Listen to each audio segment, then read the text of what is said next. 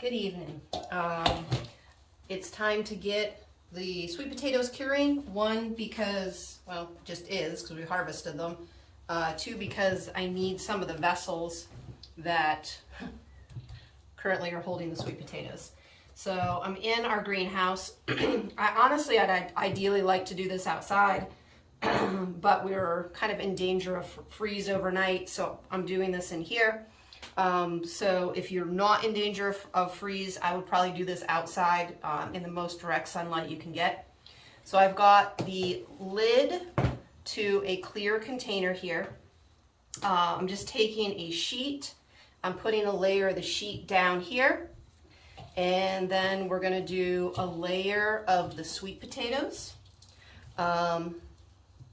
I'm just throwing them all in here. Some of them, like I'm not 100% sure how well that's gonna cure. We're just gonna kind of keep an eye on these. Now, I'm not sure that the sheet is necessary, but it's just one of those things that sometimes you do what feels right, and this was what feels right. I feel like there should be a barrier underneath, and I feel like there should be a barrier over top from the sun. That one's a little too soft. Okay, and doing this, I probably should be spreading them out a little bit more, but I'm not. Probably not touching would be best practice. That way, if one does start to go bad and you don't notice, you aren't allowing others to go bad. Some of these, if they're kind of soft, we're gonna keep them out.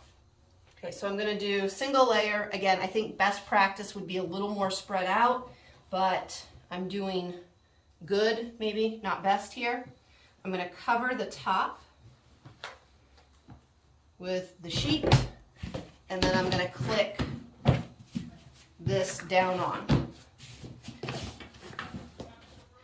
This is how we cured our sweet potatoes last year. We actually have a couple in the basement right now that we could harvest. Well, actually, they just started to sprout. Last week, we could have cooked them and eaten them. They just started to sprout. I might put them in soil and let them grow through the winter and see how those sprouts work. But this we're gonna leave for a couple weeks. One thing that's good to do if you have like an indoor-outdoor thermometer, like one of those little ones that like the sensor records your high and your low, put it in here because then you can record your temperature. You want high temperature, high humidity, and so this is how we get that using sun and a clear plastic storage container. So thank you for visiting, and we'll see you in the next video.